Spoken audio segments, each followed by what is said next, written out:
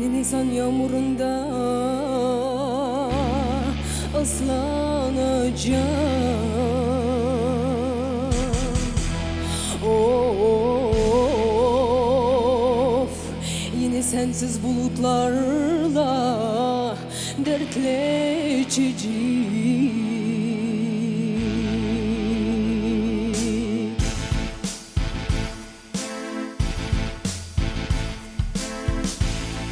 Benim böyle feryadıma doymuyor musun?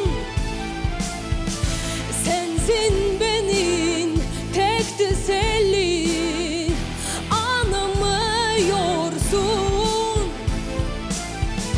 Şimdi çok uzaklarda, gurbet ellerimdeyim.